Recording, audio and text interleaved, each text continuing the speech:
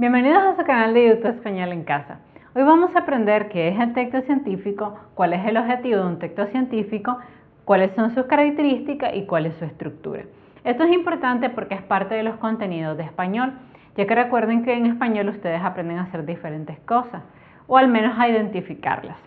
Entonces, además ha sido un tema que me lo han pedido bastante, el texto científico no es más que una producción escrita que aborda teorías, conceptos o cualquier otro tema con base en el conocimiento científico, evidentemente por eso se llama texto científico, a través de un lenguaje técnico y muy especializado. Los textos de este tipo son resultados de fuertes procesos de investigación. Entonces, este tipo de textos lo van a encontrar normalmente en los famosos papers que publicaciones de revistas especializadas con terminología especializada, y si quieren leerlo pues van seguramente a requerir un poco de apoyo de Google, porque no digo de un diccionario porque ya nadie lo usa, pero sí buscar en Google algunas palabras de significado complejo o muy propias. Por ejemplo, textos científicos, publicaciones de medicina, donde tienen su propio lenguaje, de ingeniería, de arquitectura.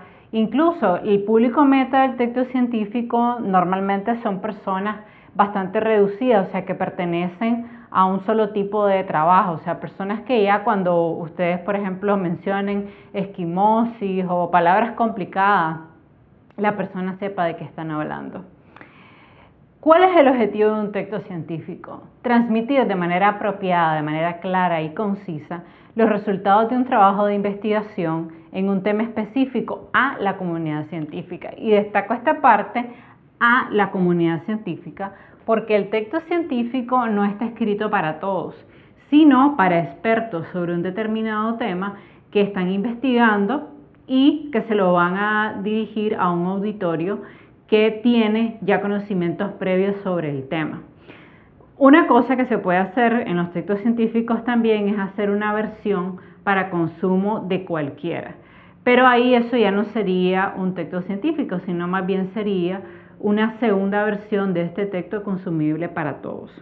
¿Cuáles son las características que debe tener un texto científico? En primer lugar, tiene que tener un lenguaje propio de un área de estudio determinado. En segundo lugar, tiene que ser objetivo, porque recordemos que es una investigación basada en resultados, o sea, se tiene que recabar información. Por tanto, se tienen que seguir los pasos del método científico con objetividad. No se vierten en un texto científico opiniones personales, ideas, comentarios, no. Lo que se hace es presentar datos específicos, estableciendo un tema de investigación, luego haciendo un resumen, un análisis y presentando resultados. Otra cosa importante, sí, que debe haber claridad. El texto científico no debe ser ambiguo, o sea, debe ser completamente al punto, aunque tenga un lenguaje técnico y claro. Y lo otro es la formalidad. Es decir, el texto científico no es una anécdota, no es una fábula, no es un cuento, no es un poema, no. Tiene que ser muy formal. Por eso el documento debe incluir la siguiente estructura. Primero, se tiene que colocar el título. En el título va el tema y la formulación del problema de investigación que va a dar origen a ese texto científico. Es decir, qué problema identificamos que a través de nuestra investigación va a ser resuelta para la comunidad científica. Los autores, quienes hacen este texto científico, un breve resumen al comienzo para que todo el mundo sepa más o menos de qué va a tratar el texto científico. Una introducción donde vamos a plantear el problema de investigación, o sea, qué problema nosotros queremos resolver a través de esta investigación, la hipótesis, o sea, qué creemos que está ocasionando este problema, y luego la justificación, es decir, por qué hemos decidido realizar esta investigación y publicar este texto científico. Después de eso se tiene que especificar el método y los materiales. Aquí no es más que la metodología, o sea, qué metodología yo apliqué para recabar los resultados y para obtenerlos. Por ejemplo, aquí puedo especificar si se hicieron levantamiento de datos en campo, si se hicieron grupos focales, entrevistas, qué programa de procesamiento de datos empleé. Hay muchos, por ejemplo, está STAT, SPSS. Entonces es bastante, si se fijan, específico. Luego viene la parte de la recolección de los datos, donde yo presento lo que les dije anteriormente, o sea, el modelo de la encuesta que yo apliqué, el modelo de las entrevistas, se ponen las respuestas de la gente en algunos casos, si no fueron muy amplias, si son demasiadas, entonces se pone el ejemplo y luego cuando se dé el cruce y se presenten los resultados nos vamos a dar cuenta que fue lo que descubrió el investigador. Lo otro es los resultados, bueno, qué resultados obtuvimos de esa investigación, o sea, después que ya investigamos, fuimos a campo, formulamos la idea, vimos la hipótesis, ¿qué fue lo que encontramos? Después debe haber una discusión y análisis de los resultados, posteriormente una conclusión con los hallazgos principales y finalmente la bibliografía, o sea, todos los textos que yo he consultado. Y ahora que ya hemos visto qué es el texto científico, el objetivo, las características y la estructura, les voy a poner un ejemplo sencillo de un texto científico. Cuando yo finalicé mi maestría en Economía Aplicada, junto con otra persona hicimos nuestro trabajo de investigación, nuestra tesis, para poder graduarnos de la maestría. Y lo que nosotros queríamos probar era que el ser mujer impactaba negativamente en el rendimiento académico y en los salarios de las mujeres. Pero no por el hecho de ser simplemente mujer, no, es porque el ser mujer y por ejemplo tener hijos, estas tenían menos tiempo para capacitarse. Incluimos varias variables allí, incluimos incluso el nivel de escolaridad de los padres, pero bueno, en fin, el tema era ese precisamente. Ser mujer impacta negativamente la preparación académica y los salarios que ésta reciben, porque hay una penalización de la sociedad. La formulación del problema, evidentemente cuando hablamos de la brecha de género, esto es un problema dentro de la sociedad y debemos tratar de acortar esa brecha de género, esa brecha que hay entre hombres y mujeres para que finalmente alcancemos la tan ansiada igualdad. Los autores del texto, bueno, evidentemente fue mi compañero y yo, las personas que estuvimos involucradas en el trabajo. Un breve resumen al comienzo donde explicamos que este problema de investigación surge a raíz de varios artículos y de algunas estadísticas que tiene el Banco Central que nos permitió identificar que las mujeres ganan menos salarios y tienen además menos preparación académica que los hombres.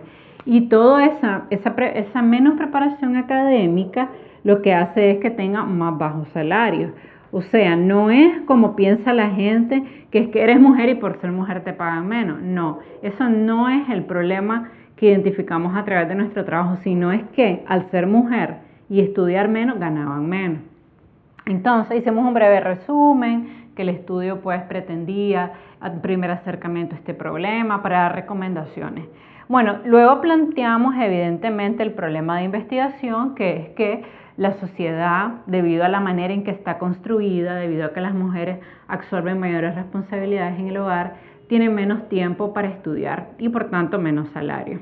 Nuestra hipótesis precisamente era esa, que ser mujer impacta negativamente tu rendimiento académico y tu salario. La justificación de nuestro estudio era obviamente que a través de este trabajo se podía visibilizar esta situación y esta disparidad de género que debemos solventar. La metodología y materiales, explicamos qué programas íbamos a utilizar, explicamos, por ejemplo, cómo íbamos a procesar los datos, cómo se iban a recabar los datos, los programas de procesamiento de datos que íbamos a usar, tal vez ustedes conocen algunos, está el CPCS, STAT, etc. Bueno, luego la recolección de los datos, fuimos a campo, aplicamos entrevistas, realizamos grupos focales, también construimos un modelo con datos que tenía el Banco Central en ese momento y lo cruzamos.